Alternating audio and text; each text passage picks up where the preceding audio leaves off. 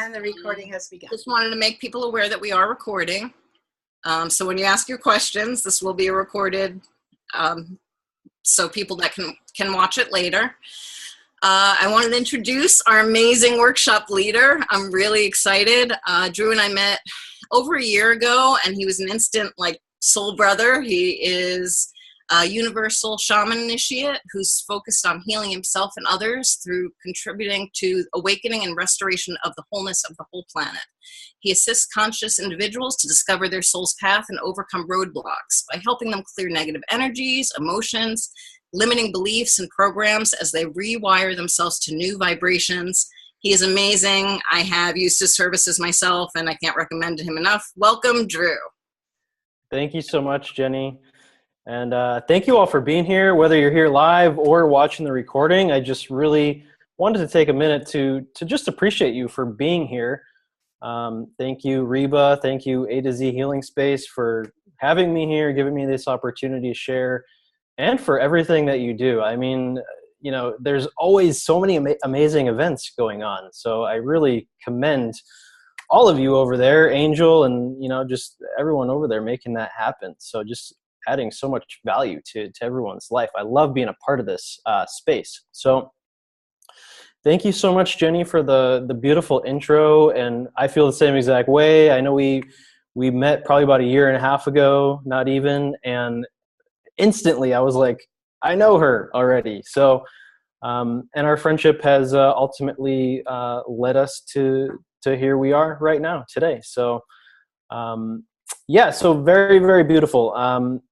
So a little bit, you gave me a little bit of intro, and I just wanted to just give a little bit more background on the Pachacuti Mesa tradition, because if you hear that word or if you look at that word, it's like, well, what the heck is that?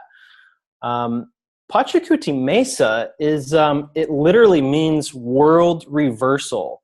So this really refers to the period of time that we're in right now, which is a huge time of transformation that we're living in right now.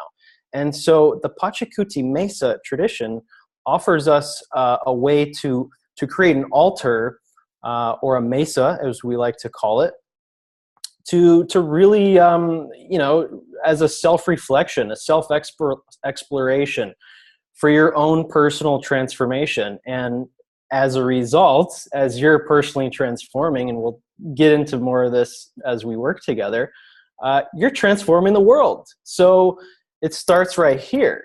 It starts with us as individuals. So, and so we're creating a new paradigm. You had mentioned, you know, escaping old paradigms. I'm big on that. There's a lot of old paradigms that we can just throw out the window right now. You know, these are things that we may have learned from adults growing up, whether they're parents, teachers, whoever they are. And guess what? They learned them from their parents and their teachers, and so on and so on and so on. So we have this opportunity right now to come in and to not only heal ourselves, to make ourselves whole, but to really transform our world. And so this Pachacuti Mesa tradition is a way to do that. My mentor, Don Oscar Miro Quesada, he's the one that originated the tradition, and the roots go back over 5,000 years to ancient Peru. So it has pre-Columbian lineage. And so with the mesa that I've constructed, and I'll show you pictures of it in a second, we're tapping into 5,000 years of lineage. And it doesn't even stop there, because these indigenous cultures were so tapped in to the creative source that made them that there really is no end to all this. And so we're just connected to the vastness of the universe.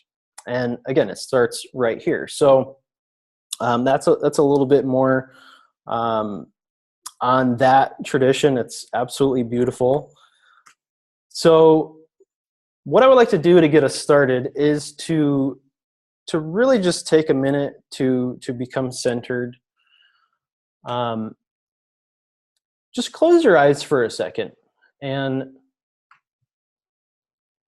just really appreciate yourself for showing up. And allow this beautiful, beautiful divine light to come right through you. Just imagine that your crown chakra it's like a lotus flower. It's just wide open to receive this beautiful light force energy. Allow this light force energy to come down through your crown into your heart space, your universal heart space. Down your arms, into your hands, throughout your torso, down your legs, all the way down to your feet.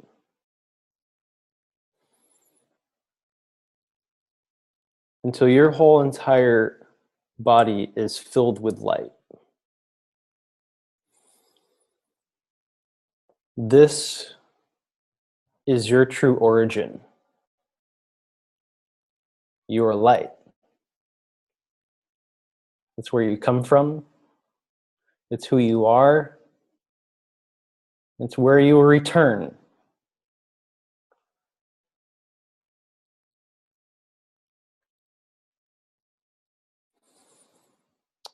Now, exhale all the air out of your lungs.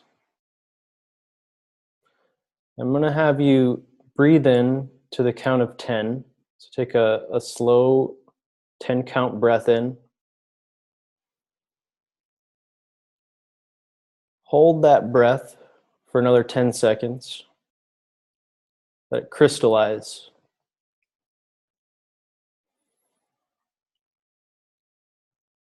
Exhale to a count of 10.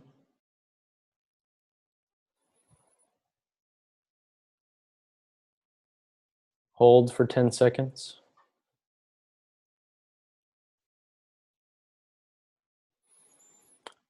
Take another 10 count breath in.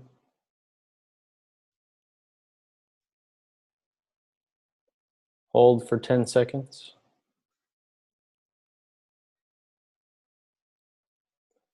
And exhale to the count of 10.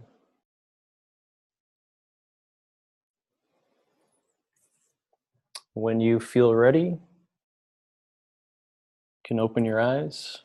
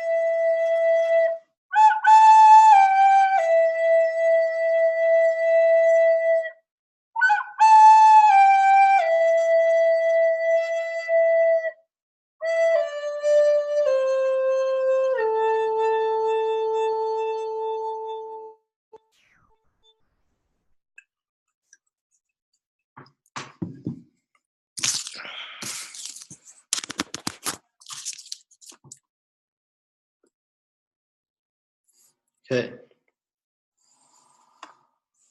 So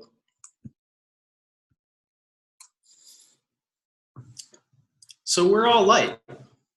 And I trust that all of you had a beautiful day yesterday for the eclipse. And what a monumental time in history. And it's really interesting, too. I kind of mentioned this the other day, that when Jenny and I had planned this event, I wasn't really even thinking about the eclipse, and I don't know if you were either, Jenny. But no clue. I had no clue. So it's perfect timing. How interesting is that? I mean, there were indigenous cultures that that prophesized that this specific day, this specific eclipse would be our return to light if we chose to.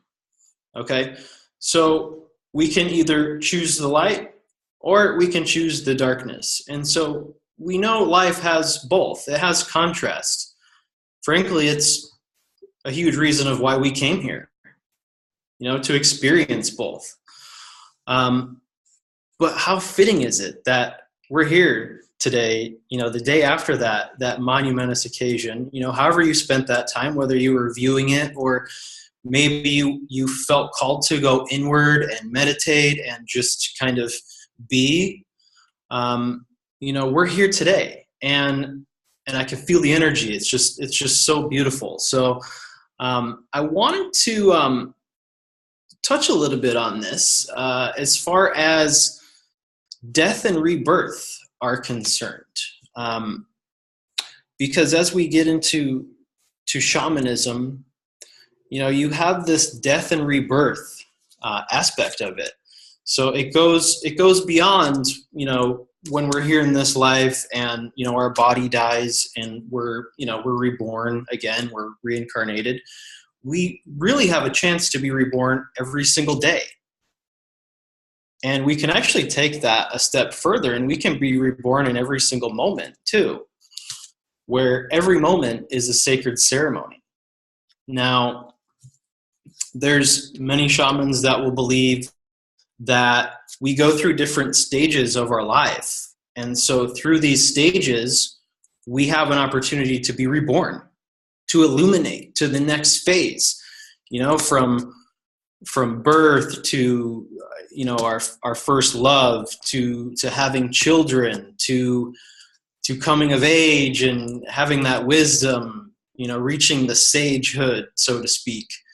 And then death, so there's like 5 major stages throughout life. And so throughout each stage, we have this opportunity to really be reborn each time.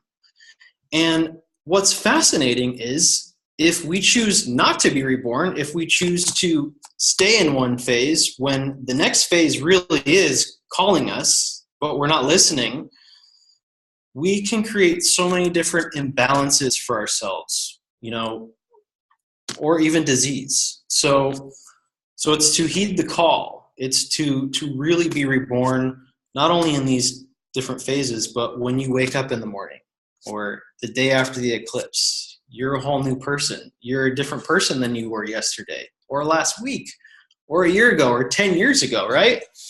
So I'm going to have you take out a pen and paper if you don't already have.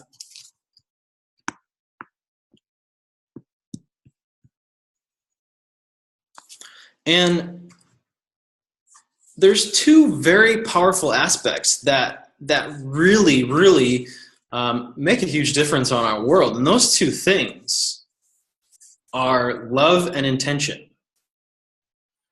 Without love, without intention, a lot of things just don't really work well in life. If we have the intention but we don't have the love behind it, if we have the intention and we don't have the love behind it, you don't have all the pieces of the puzzle. And the same thing, maybe you have the love, but you don't have the intention. You want to accomplish this, but your intention is somewhere else. So we want to bridge the 2 together, and that's what we're going to do today. So I would like all of us to set an intention for today. So, what do you intend to get out of this? What is your intention? What do you want to take away from this? Really, really think about that for a second. I'm going to share my intention with you right now, which is to just authentically show up as me, to get out of the way also, and to be a channel for those divine forces, and to just really deliver as much as I can for you in this short period of time, so that you have a lot to take away from this that you can apply to your life, and maybe that can help other people too. So that's my intention right there. And when you have yours ready, I'd love to hear what it is, if you want to share it with me. What is your intention? Or what is something in your life that you'd like to overcome?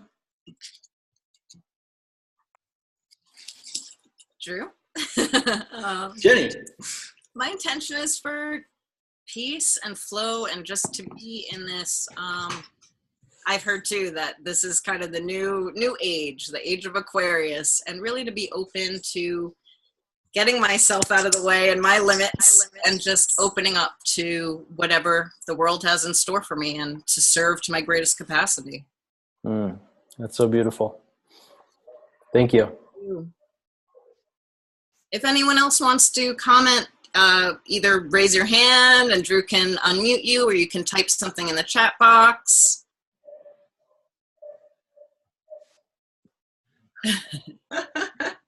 Reba. Yeah, hi.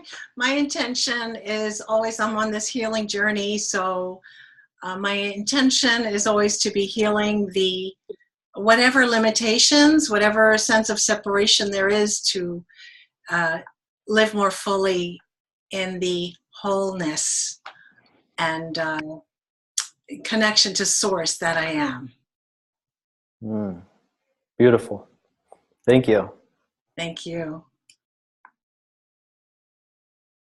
Hey y'all, this is Amy Mercado. I'm friends with Drew. I've been on mute the whole time, so but I wanted to definitely, my intention for today is continuing to overcome the limiting beliefs that I've set on myself and really digging into what triggers them and why they trigger me. So yeah, today that's what I'm focusing on and what I can gain from this experience and use in that interaction. So beautiful. Thank you, Amy. Thanks for joining us too. Hi, Drew. This is Ren. Hey, Ren. Thanks for joining. Hi. Thank Great you to so see you. much. My intention is, and I've been working on it a little while, is to be more comfortable with the real me. Because so often I have to be what others need me to be, and I forget who I am. And I want to be me. Who is that? Who is the real you? The real me is an artist. And for too long I've been moving. And so all of my art stuff seems to be the last thing that I get out of storage. And whereas I write and I let people know what I think through my writing, that's only half of who I am.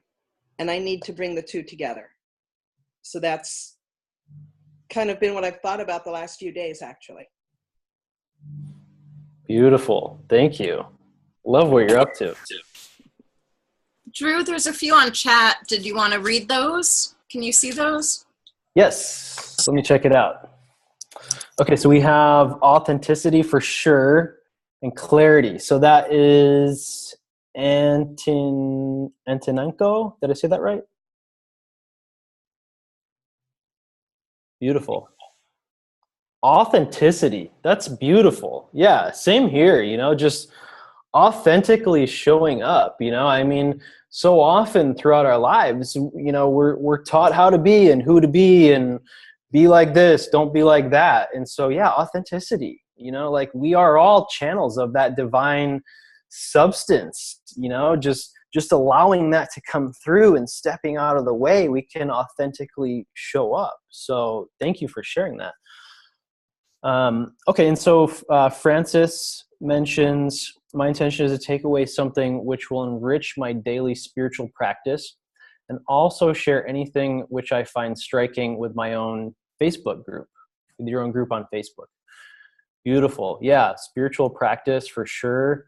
I'm gonna show you how to create your own mesa, your own altar, in a very simple way that you can enhance your spiritual practice on a daily basis. So that's exactly what you're going to get there. And then, whatever value you can take away from this and share with others is always beautiful. So thank you, Francis. Kimberly mentions staying connected to love even in the face of adversity. So powerful. So powerful. I mean, I've had experiences with this before, and this has been part of my journey as well, where even your toughest critics, the people that are really trying to bring you down, if you just throw love at them, at the situation, it's amazing how quickly it dissolves. And so that can be a really, really new thing to do, and it can be challenging at first, but it's so beautiful. So yeah, love. It's interesting because when we are conceived and we're in our mother's womb, the first organ that develops is the heart. The brain is months behind it, the mind. So when we're first conceived, we live from the heart. So that's really our true nature. So when we can come from that space, we're authentically showing up right away. And we can access that flow state because the brain comes behind it. The mind will always follow if you lead with the heart. So beautiful. Cassie mentions, I think I want to grow more into my boots. I've just started the journey with AtoZ. I have a big vision for myself and my path to have the confidence to move forward. Yeah, beautiful. Yeah, and that's definitely a sign, growing into your boots. It's already a sign that you have a vision that's bigger than you. So that's a beautiful thing. Oftentimes we limit ourselves. So yeah, everything will follow. You will grow into that space, and it's up to you how quickly you do that and when. So yeah, having the confidence, we're all powerful creators. Probably you've heard that already and you're like, yeah, I know I'm a creator. Yeah. But with this practice that I'm going to show you today, you're going to really be able to own that more on a daily basis, and you're going to be able to develop that. So yeah, something else to look forward to. Angel mentions emotional and physical healing is a major focus for me right now. Yeah, beautiful. Yeah, we're going to also be facilitating a group healing really quick, where we're just gonna invite the intention to release what's not serving us. Emotional, spiritual, energetic, anything like that. So hopefully that helps you there. And yeah, really, really beautiful intentions. Thanks so much for sharing, everyone.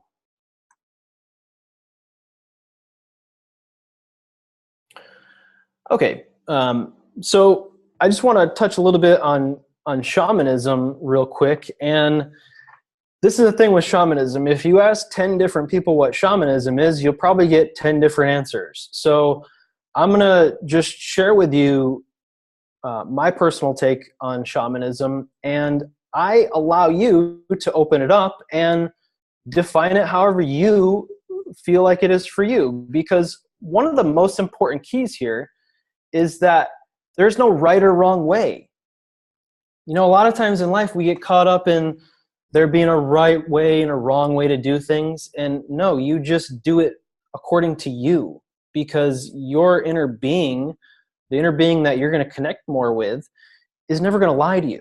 Okay, so it's about listening to that. So there's no right or wrong way. So that being said, all of us have an inner shaman within us.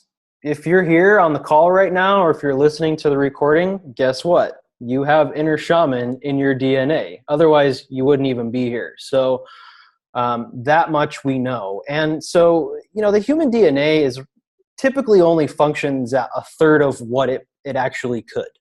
So we have a lot of DNA that's lying dormant. And so we're here to really activate that. And it's not so much of a learning, it's more of a remembering, because what shamanism is you already know. And so when you hear a lot of this stuff, or if you do your own research, or you do your own studies or mentorships or whatever that might be, you may find yourself having this familiarity, like, oh, okay, I caught that really quick, like you already know. So I want to emphasize that, it is more of a remembering than anything else. So a lot of these principles over so many years were not safe. It wasn't safe to have healing powers to be able to heal yourself or the village.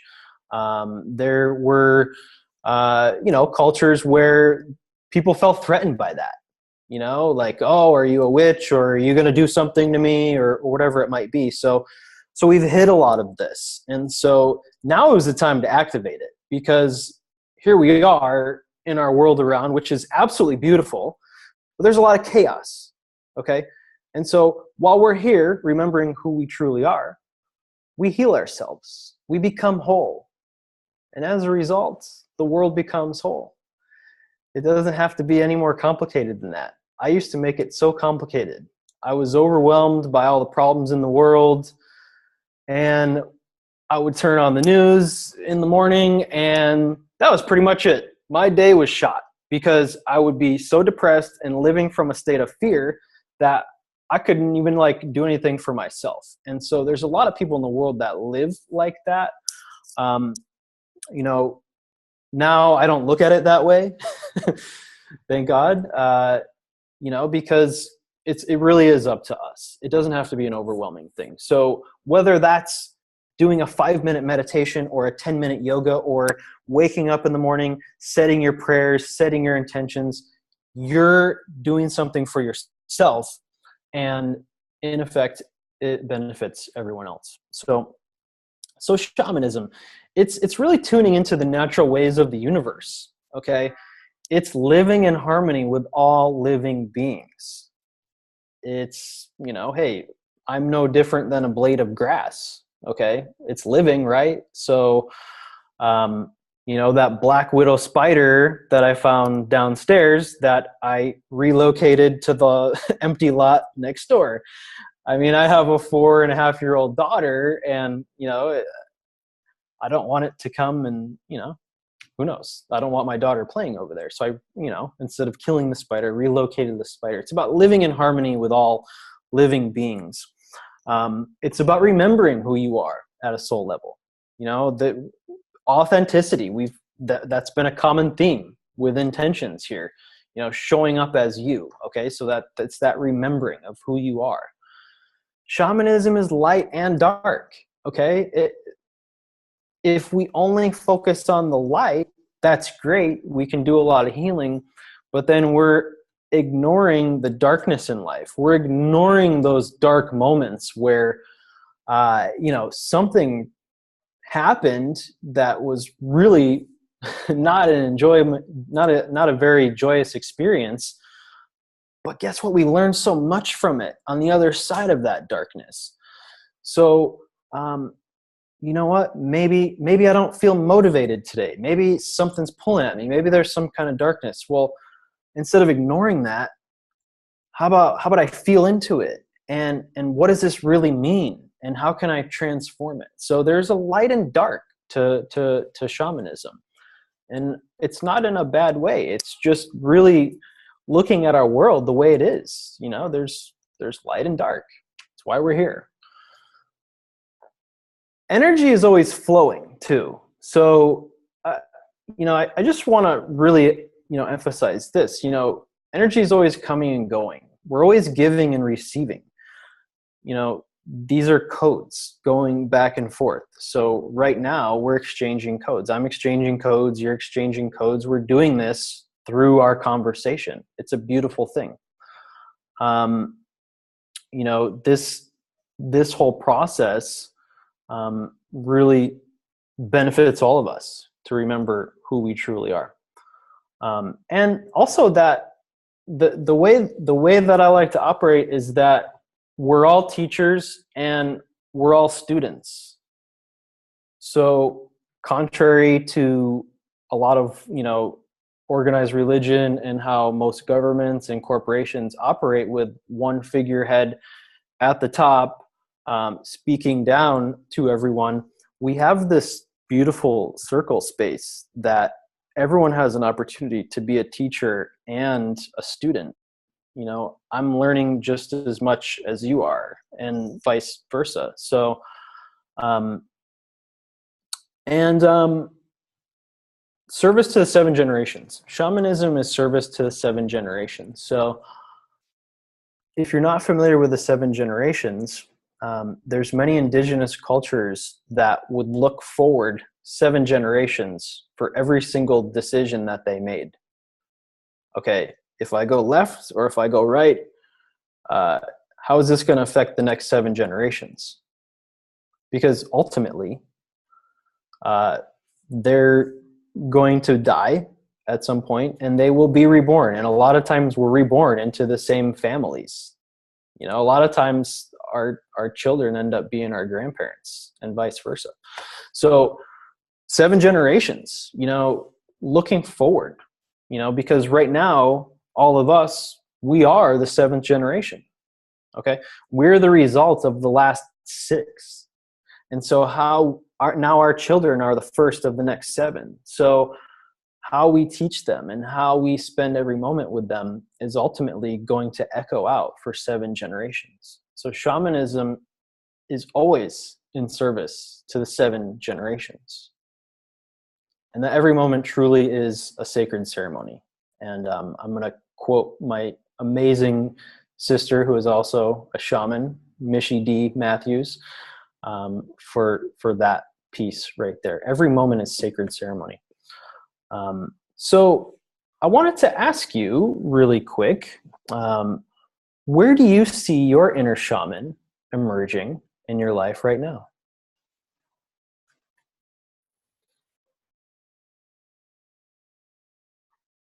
Whether it's going on a hike out in nature and communicating with the birds, the trees, everything, anything.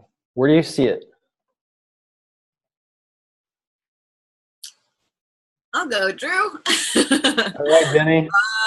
Yeah, I mean, I always see it in nature. That is, I never feel more connected than, especially by water. Like in the woods by water is just total peace and flow, and watching things, learning from the animals, just really feeling that connection, that and dancing, because I just feel like connected with the earth. So those are the 2 things that really just bring me that sense of joy and connectivity like nothing else. Beautiful. Thank you. Thank you. Water. I love water too. I think it's ingrained in us. It is. And a few people left comments. Yeah, so we have, let's see, Angel. Just making sure I didn't skip over anyone. Angel. Being in nature and animal communication for me, yeah, it's so powerful. And it can be so easy to communicate with the animal nations too, because they're just, every move they make is just completely directed by source. So they're just completely tuned in. So whenever we live from that authentic heart space with like a wide open heart, we can find ourselves just like, whoa, did that animal just talk to me? Whoa, you know what I mean? So it's just, again, when we get out of the way and we live from that heart space, we can communicate with nature as well. So very beautiful. I can relate to that. Okay, Kimberly, she mentions in my daily spiritual practice and being outside. Beautiful. Yeah, outside nature. And it's so nice to have that spiritual practice and connection with nature. You know, it's such a great combination.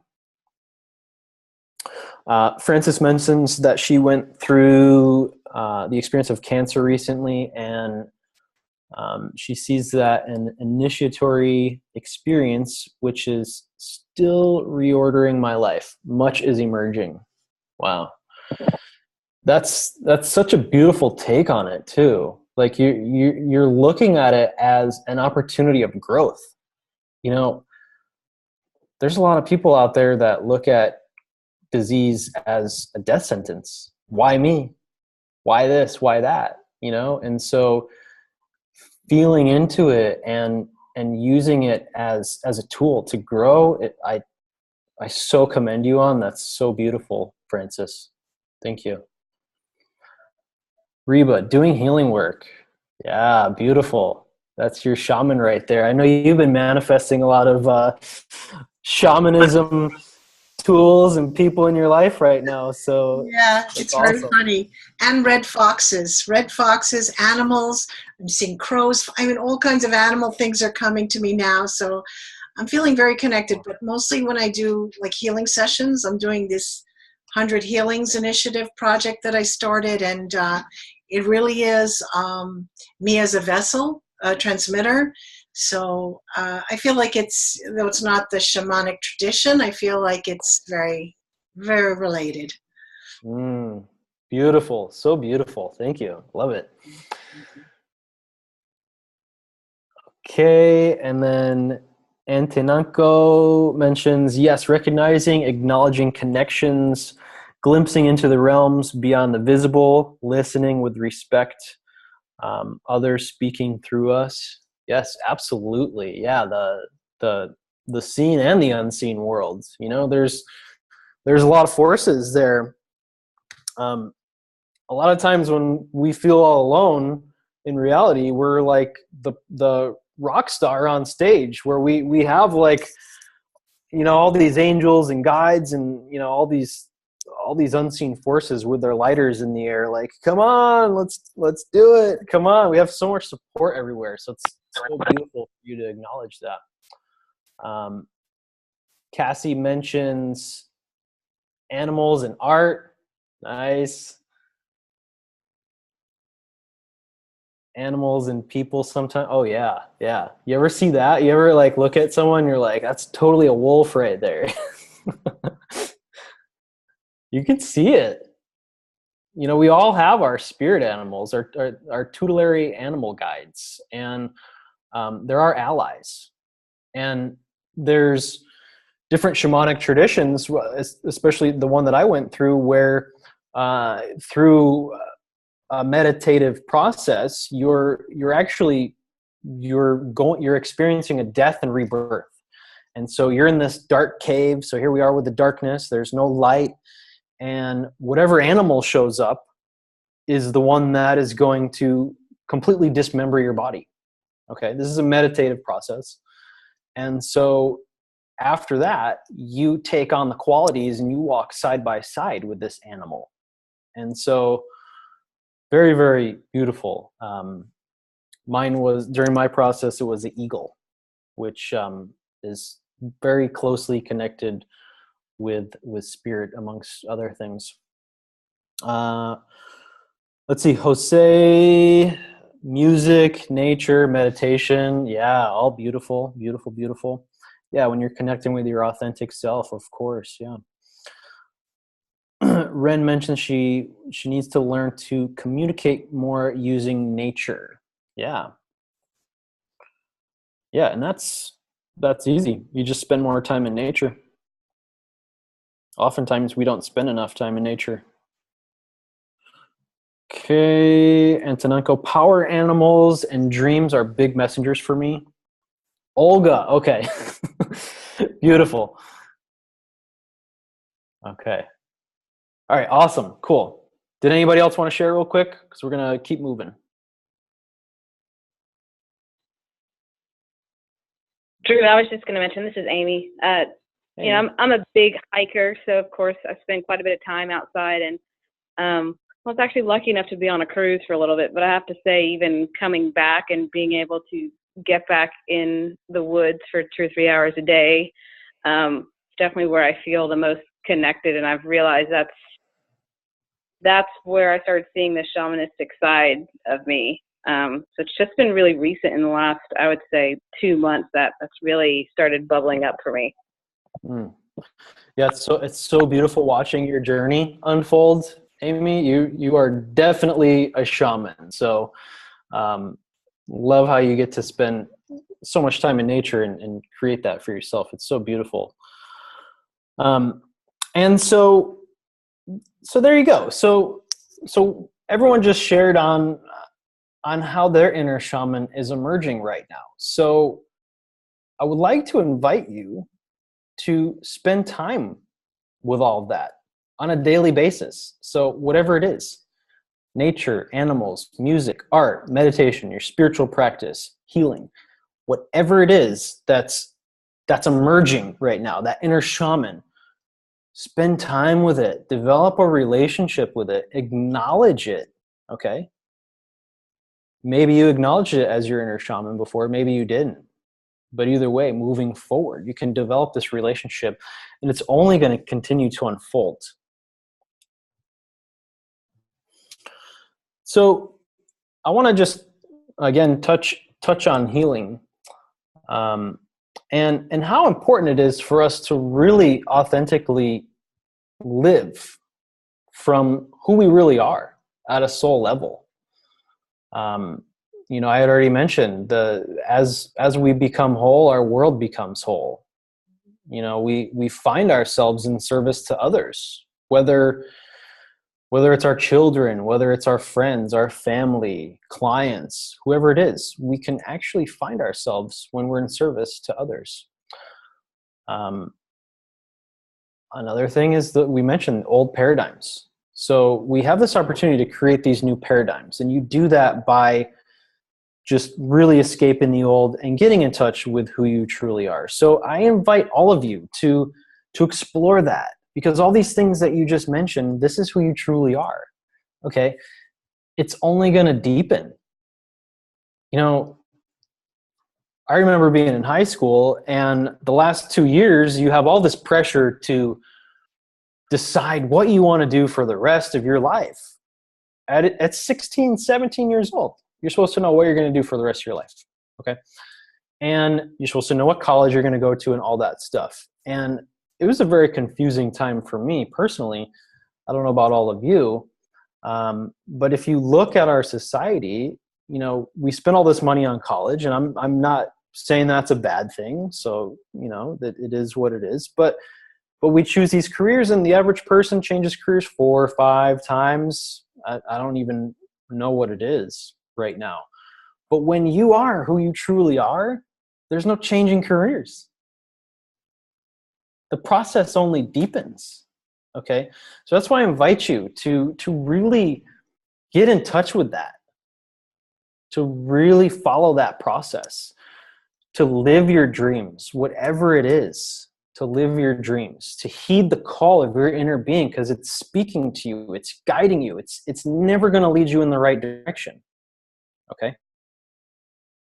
The ego definitely serves its purpose. It kept us safe for a very, very long time. Guess what? We're safe. We're not in a survival situation anymore. So your heart, your inner being, it's always guiding you in the right direction. May step in, right?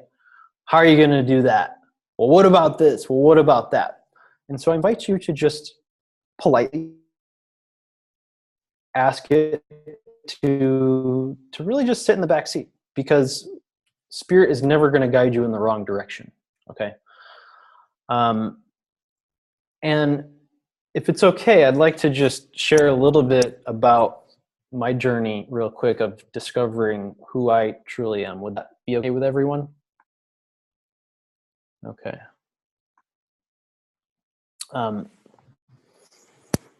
When I was choosing colleges, when I was a teenager, I saw a lot of my friends going away to college, and so the way I looked at that was like, well, what are they going to do after that? Are they just going to go work in a cubicle or work at a desk or do this or whatever? I'm like, that doesn't really appeal to me.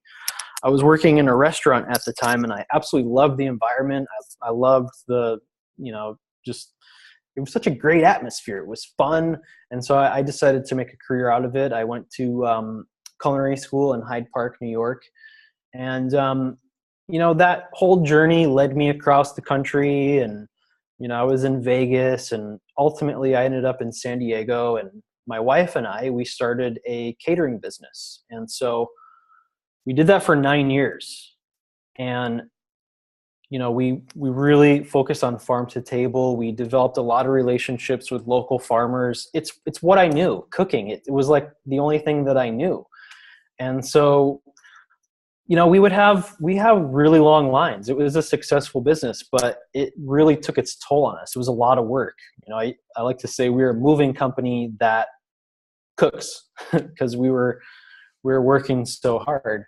And so towards the end, we had talked about getting out of the business for a good 2 or 3 years. And towards the end, I really started to embrace the fact that we were healing people through the food, because these ingredients with the love and intention that the farmer put into it, the water, the soil, the sun, everything. That carrot took 2 or 3 months to grow. And so the whole process of it getting to us was done with love and intention. And so we honored that process. We always made sure that we put really great energy into that food, from the preparation to the delivery. It was a huge process. And so we were raising people's vibration through the food. Okay. So that's how I initially stumbled into the healing work without even really knowing it. That being said, we thought we would have a huge plan of retiring from that business and that everything will work out perfectly, and we would have all kinds of money in the bank and this set up and that set up. And it just got to be 9 months ago, we reached December, and my wife and I were just let's leave the business. And we were so scared. It was all we knew for 9 years, but something was calling us. Something bigger, way bigger than that, was calling us. And we listened to it. And we had to deal with so much backlash from family and friends. What are you doing? Oh my God, that's that's so ridiculous. But we listened to that call, and we didn't even know where we were going to end up. There was a lot of things up in the air, but we kept following it. And so this past 9 months has been one of the biggest growth processes of my life, because I've met so many challenges. And guess what? As soon as you just go with it and you surrender to the process and know that spirit is guiding you, you will get on the other side of it, and you will have so much to show for it.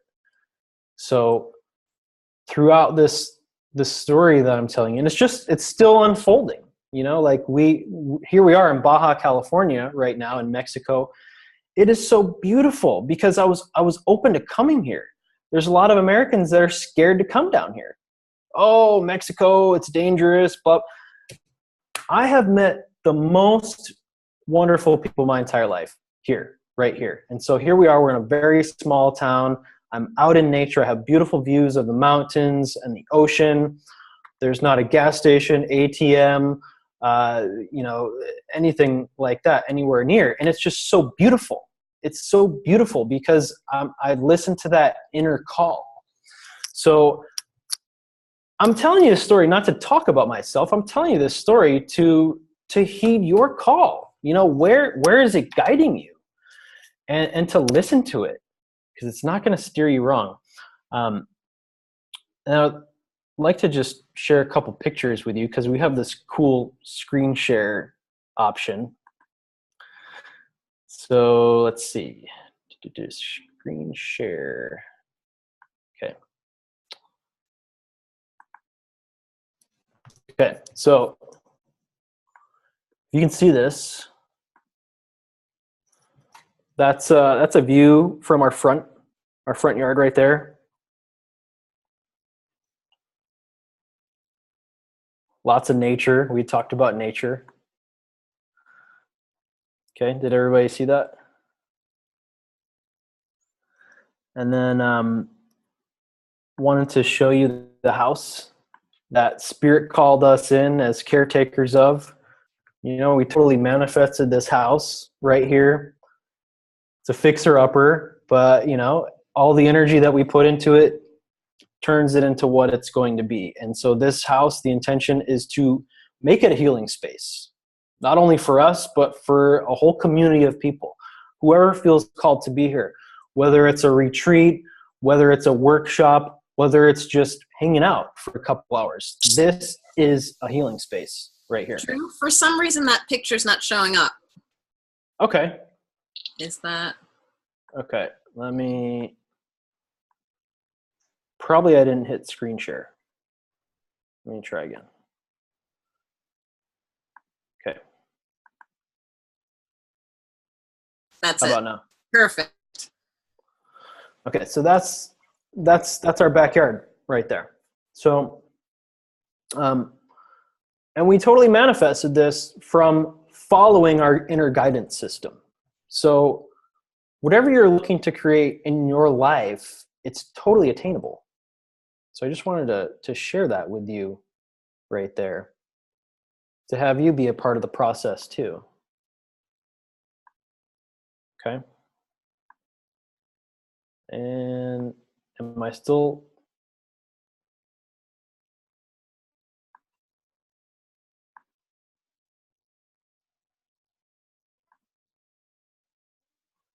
Okay. Can you guys hear me? Okay. I'm not sure what happened with my window, but so I want to ask you a question. What's something that your inner being is calling for you in your life right now? And putting it off, quite honestly. Maybe you let the ego come in. Maybe you've just been putting it off.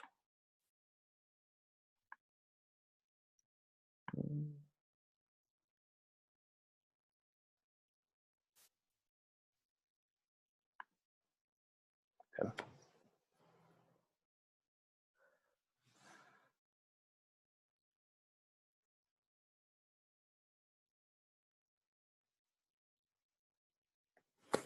Okay, so Kimberly mentions writing, staying in a place of love.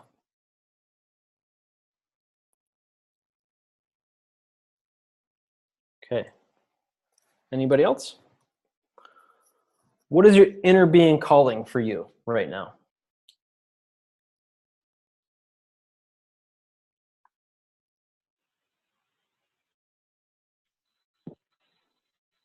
Okay, so Francis mentions, after my cancer treatment ended, I left my job as a social worker and became a tarot reader.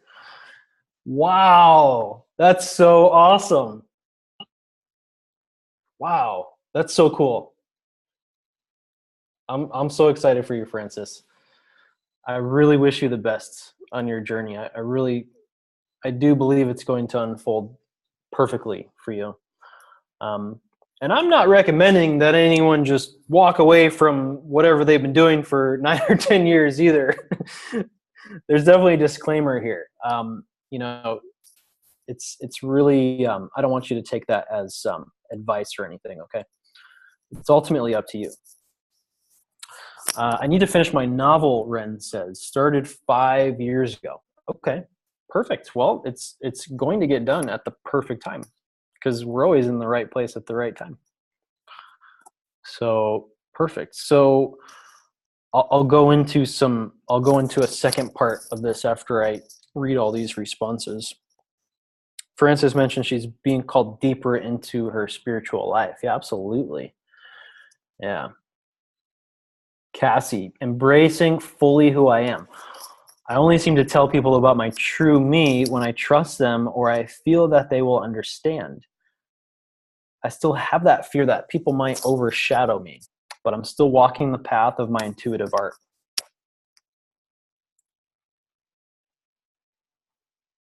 Yeah.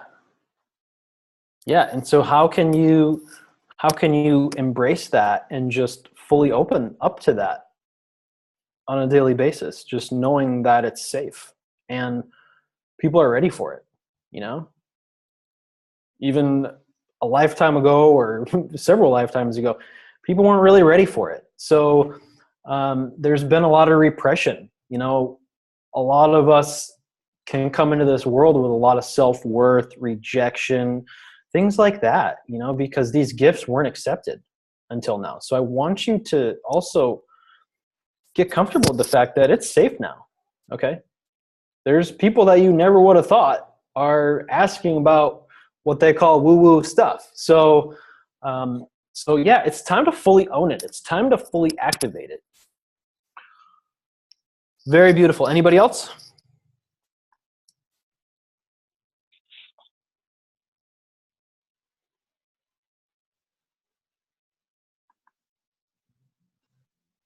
Yeah, Drew, just to continue to step up, and not worry about been leaving a lot of people behind, or extracting myself for now, not getting caught up in that, but being caught up in just the present moment and all I need to attract myself to take myself to that next level and help more people. Beautiful. And I always see you doing those things too.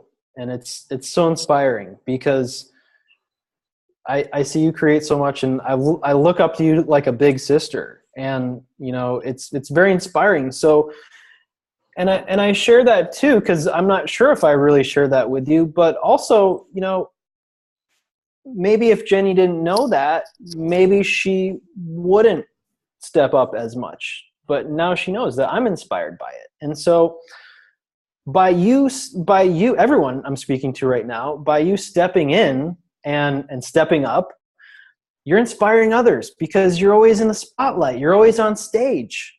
People are watching. They're watching you on social media.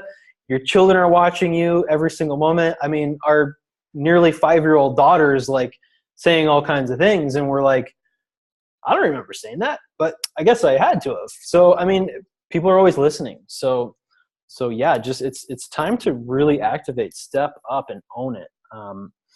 Olga mentions very good point, Drew, about checking in, coming out of the survival mode paradigm. Part of my work now is lifting off the fight or flight patterns of prior generations. Yeah, that's huge. It's going to continue to help you on your journey and help so many others, because that's what everybody deserves right now. Yeah. So I wanted to take some time to really to share with you. Did you want to go, Amy? What's that? I'm sorry. Did you want to go? It looked like you were going to say something. Oh, yeah. No, it's just in the same vein. I think particularly in the last couple of months working with you and kind of the growth that I've done, definitely a shift to get out of the industry I've been in for over 10 years, that corporate life. I've just really found that is not where I'm supposed to be. And every day that continued to unfold and bubble up and kind of show itself every day. So I know that that's what Spirit keeps telling me. So definitely a lot of moves towards that direction, but it is very scary. A lot of naysayers. Yeah. Beautiful. Yeah. Get used to it. We just kind of drown it out.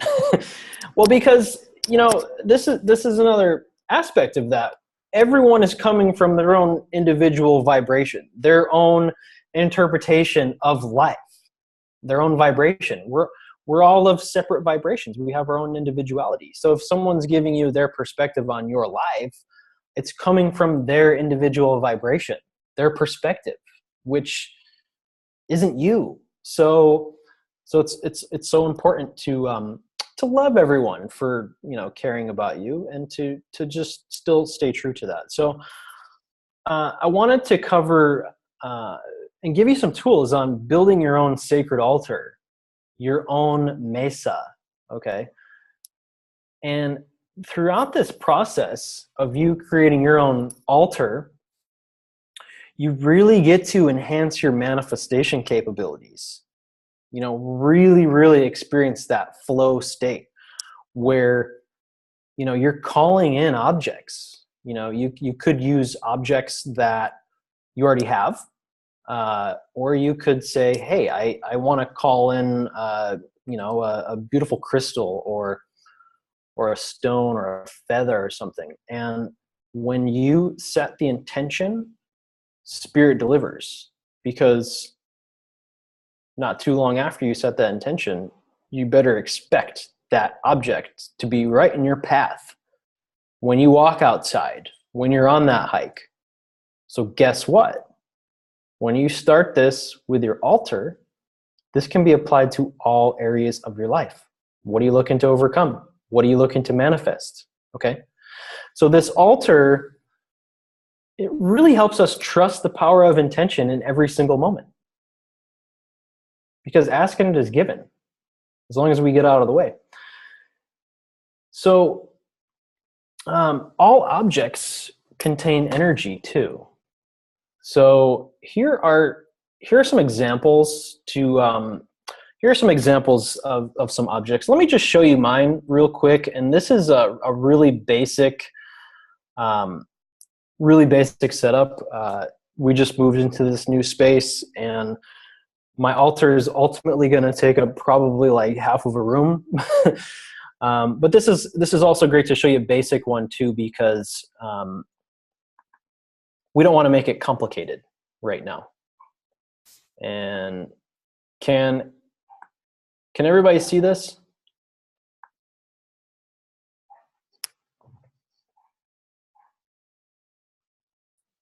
Jenny, can everyone see this? Yep, coming in clear. Okay, perfect.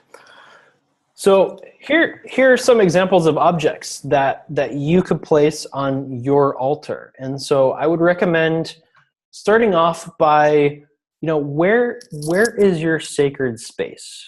Okay. Preferably not in a high traffic area where it's going to be, a lot of people walking by.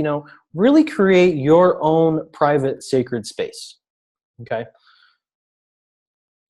Do you have, a special cloth or a blanket or a towel or something that really has a lot of meaning to you that you can have as the base? You see down in the bottom, I have a crystal. I have some stones as well. Okay. And I'm not going to get too much into it right now, the whole makeup of my altar, because that's kind of more for an advanced workshop. And I just want to really equip you with the basics, because you don't have to do everything that I've done.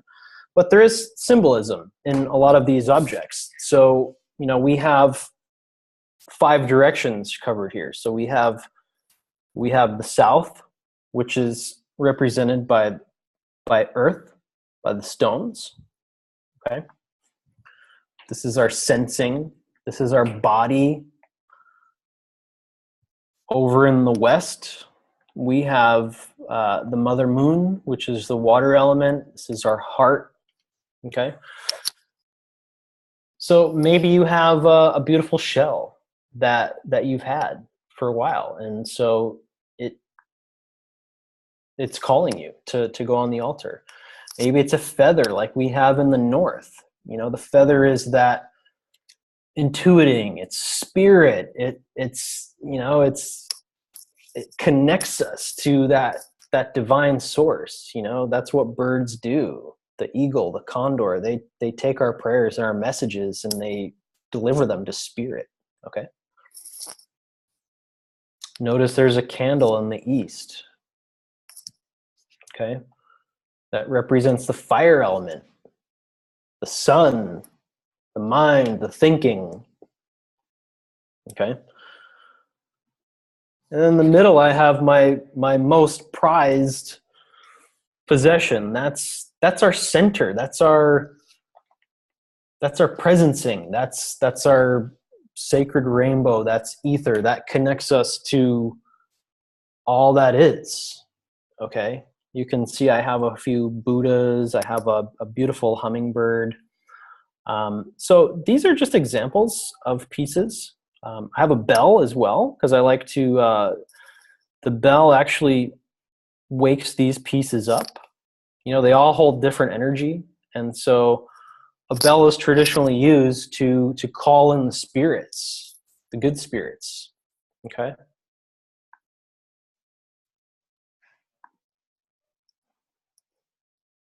So that's an example of mine right there.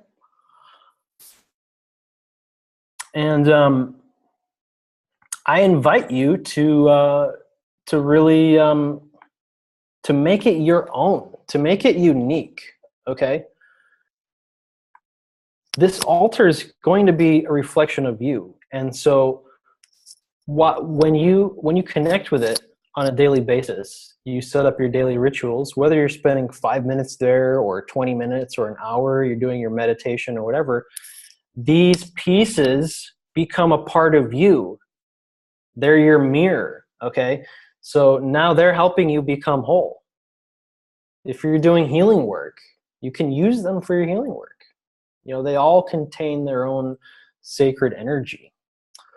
It was interesting because we just moved recently, and so we were in this really small apartment, and I kind of joke around, I call it a cave, because like it was like this little space, and so we were moving to this beautiful space out in nature, and so I packed up my pieces, and I could just feel the energy. They were giddy. They were just like, yay, new space. So yeah, you start to develop a relationship, and it's a reflection of you and your magic. So what are some pieces that, and I can go over any questions you have on the altar as well. And then I would also like to know, what are some pieces that you already have, that you already might have a relationship with, or some pieces that you can feel yourself calling in? Maybe it's a leaf, a stone, a candle. I have this beautiful bell from Bali. Can I ring it? It has a very Yes, high please. frequency.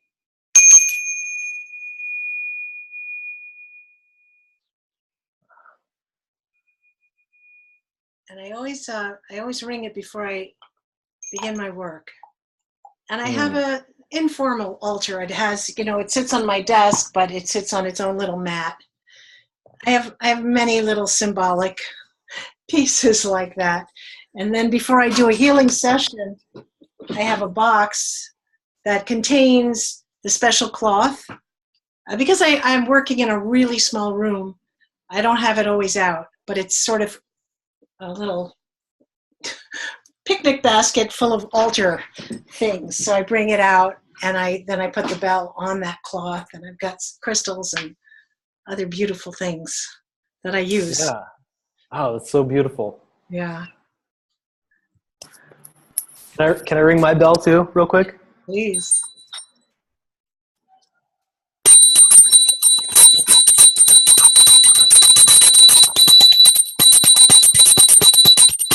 This is how I wake up my pieces when I activate my altar. Wow. I Wow. love that sound, Drew. That's cool. Both of them are so cool. I have it's the last thing I'm packing as I move today. My altar behind me, and it has like Lakshmi and Ganesha. But this is a special piece. My shaman teacher knew that I always wanted like a crystal ball, and he gave this to me before he passed. So it is a very special, sacred gift for me. So beautiful. I love it. Isn't it interesting too how when we move, the altar is the last thing to be packed and the first thing to be unpacked. You see, there's that relationship. It holds so much energy and meaning, right? Absolutely. Yeah. And anybody can do this. Anybody, whatever objects you have. Autumn is coming, and around the corner over there on the East Coast, maybe a beautiful leaf falls out of the tree, and this has to go on there for the season, All right. It is now 11 a.m. on the West Coast here. So anyone else have anything they'd like to share? What pieces do you have? What pieces are you calling in? I want to know. Share. Actually, I'll share one more thing, is that I want to call in more space so I can have the space to have it always set up. Mm-hmm. That's what I'm calling in. Beautiful.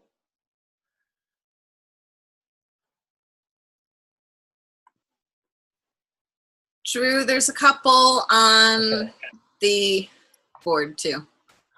Oh, perfect. Okay, so Ren says, I have a shell from in front of my new home, my badger fetish, and my amethyst crystal to start with.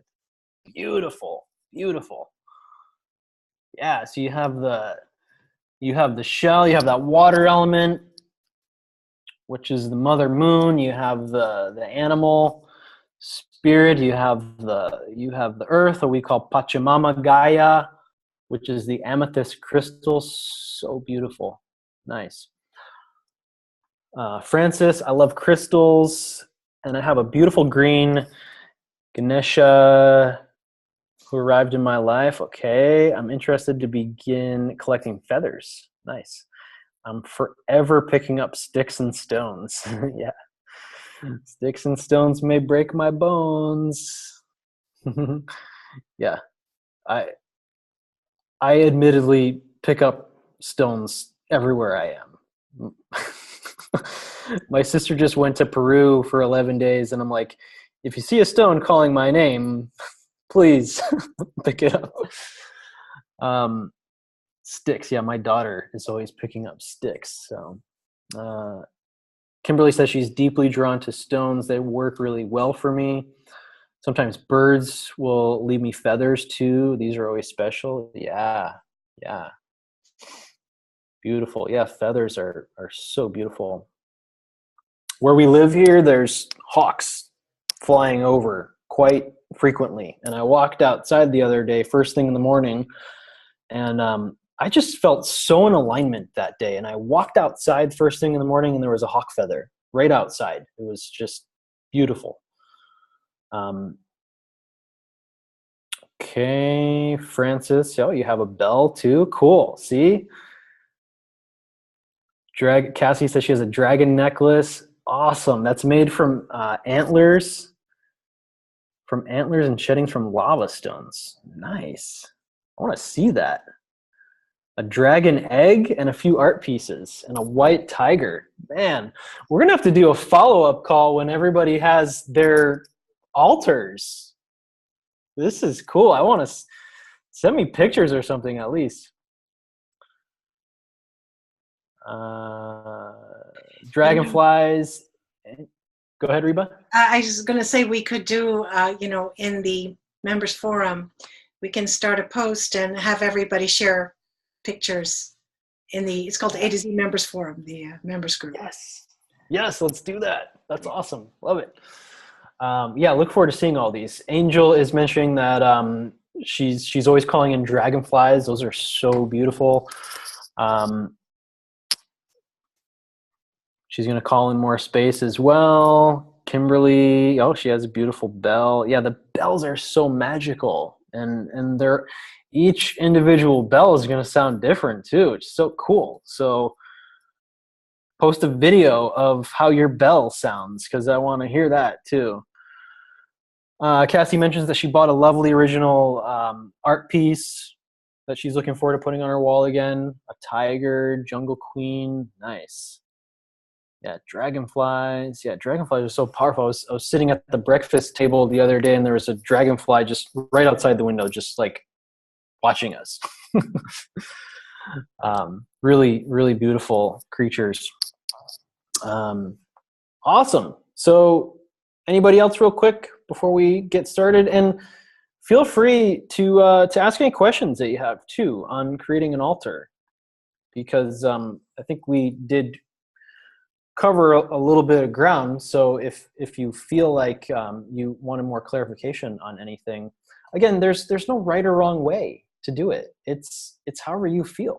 So, I just give you an example of mine, a basic altar, and you can make it however you want. And if that leads you to advanced trainings or studying on creating different altars later on, then fine. But this is a really great starting point. So,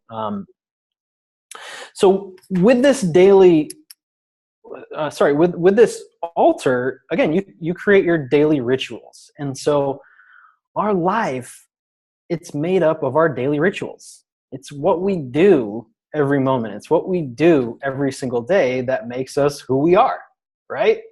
And so that could be with things that serve us, or it could be with things that don't serve us. So I encourage you to spend time at this altar, every day. Really develop a relationship with it. And, rituals just make us who we are. And, it also starts with our language too. I want to touch on that as well. The verbal, the self-talk that we have is to pay attention to it. And when I work with clients, it's one of the first things that I instruct them to do is take out a journal and write out your negative self-talk on a daily basis and just be aware of it. So through this altar space, we can really become aware of who we are and what we're doing on a daily basis. So what's one ritual that you can make a daily practice? Real quick share. What's one ritual you can make a daily practice? And if you feel like mentioning, what's one ritual that maybe hasn't been serving you that you're looking to phase out? Okay. You could share one or the other really quick. Drew, I think it's gratitude is critical, and not just gratitude for what we have, but gratitude for self. Because we beat ourselves up enough, we need to give ourselves that gratitude and pat on the back. That's in the morning and at night in the shower. Those are all really powerful times to just do a little gratitude. Yeah, so powerful. Yeah, we're usually harder on ourselves than anyone else. And, with that, through that self-love, everything else in life tends to fall into place. We expect a lot from ourselves. So that's beautiful. Thank you for sharing that, Jenny. Thank you, Drew. Yeah. And there are some comments written too. Beautiful. Francis mentions drawing a card for the day. Yeah, that's awesome. Yeah, just set the tone for the day. Cassie's going to post tomorrow. Yeah, whether it's, meditation, yoga, praying, whatever it is for you. Self-love, all really good. Anyone else real quick?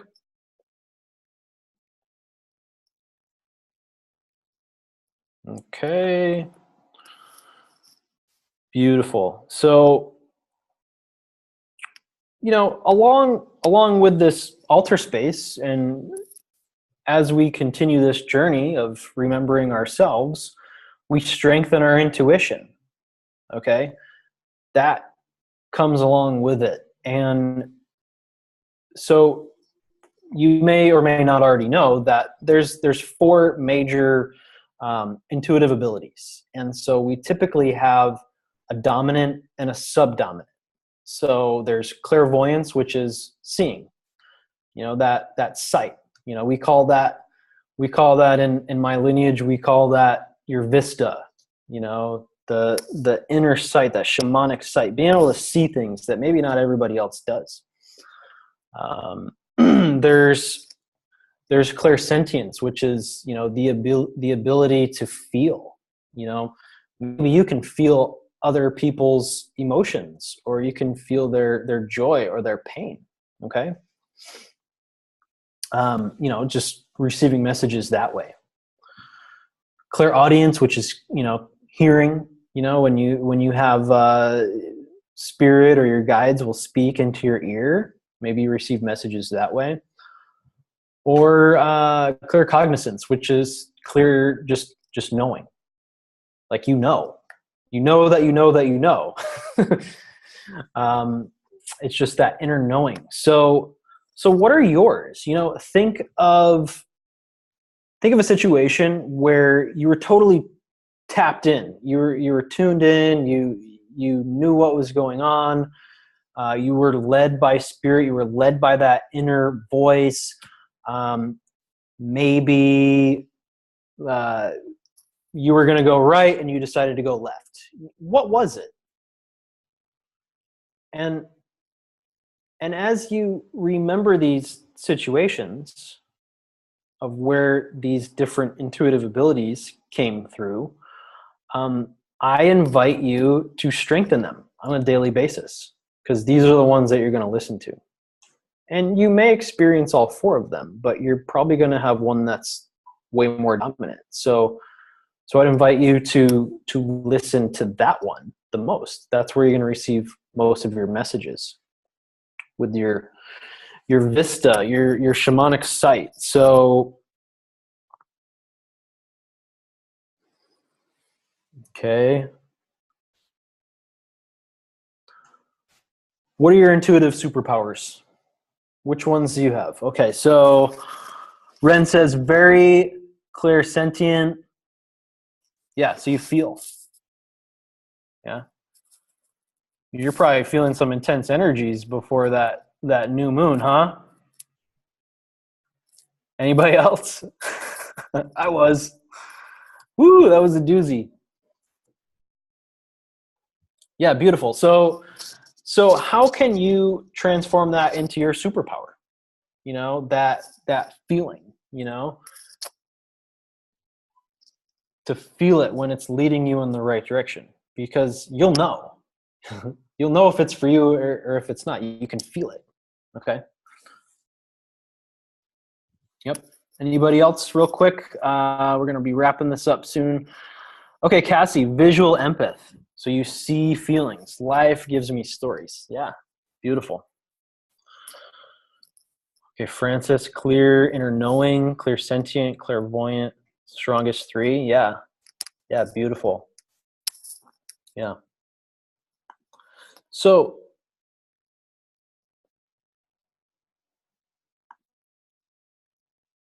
yeah, it's about really being aware of those and using those to your advantage on a daily basis. And you can do this by establishing this relationship with your altar. So anybody else real quick, and we're gonna start to wrap this up. Okay. So throughout this process, I've been initiating a group healing throughout this whole process, because as I mentioned, energy is always coming and energy is always going. It's always flowing. So to wrap this up, I just really wanted to become centered again. So just take a minute, you know, sit up straight, close your eyes, and just allow everything that we've gone over in this short period of time to crystallize into your inner being. And I would also recommend, if time allows you the opportunity, to take 30 minutes after this and to really reflect on everything that we've gone over, and to set some intentions on, you know, what you would like to overcome in your life, things that you would like to get rid of, things that don't serve you any longer, and to set some intentions for yourself. You know, what can you do in the next 30 days to get closer to being who you truly are, the direction that you want to go. Your inner being is calling you, whatever that may look like. And you can open your eyes at any moment. I just wanted to leave you with this beautiful quote that I heard the other day. And it goes like this: within an acorn lies dormant the dream of an infinity of forests. I'm going to post this in the group, so you don't have to write it down right now if you don't want to. Think about this. The seed, the acorn of the tree, the oak tree, is going to turn into an oak tree. That's its destiny. That oak tree is going to provide thousands more acorns. That, in turn, is a forest. So you are no different. You are that acorn, and within you lies that infinity of forests. So I wanted to leave you with that real quick, and I'm not sure if we have time to do this, but I'm just curious to know what you loved most and what you learned from this experience. I loved that quote. I loved the whole thing, Drew. I love the idea that during the whole thing you were doing a healing. I think that's so beautiful. But I love that quote because I'm the founder of AtoZ, and that is AtoZ. I mean, that is the idea of, you know, it was an idea, and now you're leading, you know, Jenny is leading, and you're leading, and all these different people are, you know, the trees that give birth to the other trees, and it's just, that's such a beauty. Because I always say that in a seed, there's always the potential for the perfect expression of a seed. And this goes that 7 generations and more further, where it's not just the perfect expression of the seed, it's just the multiplicity of seeds, the exponential multiplicities. That blows my mind in the best possible way. Yeah, wow, I'm kind of speechless after that, but my body is just electric right now and goosebumps. So thank you for that. It's so great to be a part of this Thank you, whole experience. Yeah. We're so grateful for you, and you know, you offered so much wisdom today, and just that empowerment too. And I feel like you were doing a healing the whole time. I feel really, it's moving day, and I'm like relaxed and comfortable. And so thank you so much. And for everyone else, I am going to type in Drew a link to work with Drew, a special offer that he's offered through AtoZ. So I really would love people to check that out. I've worked with Drew, and I can't say enough about him. Thank you so much, Jenny. Yeah. Yeah. And so there's that. And, you know, I'm pretty reachable. If you would love to connect with me, I would love to connect with all of you.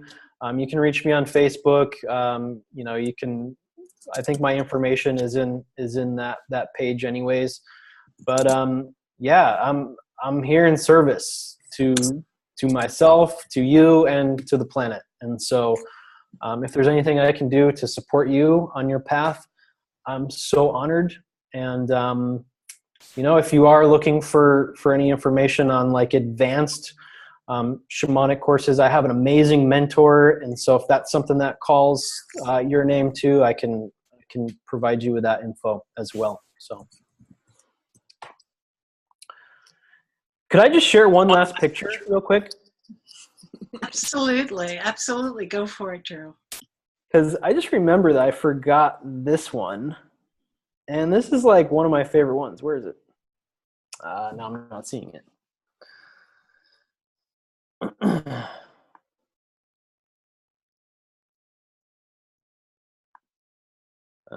Okay.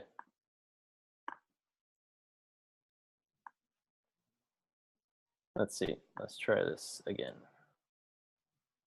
It's not coming up.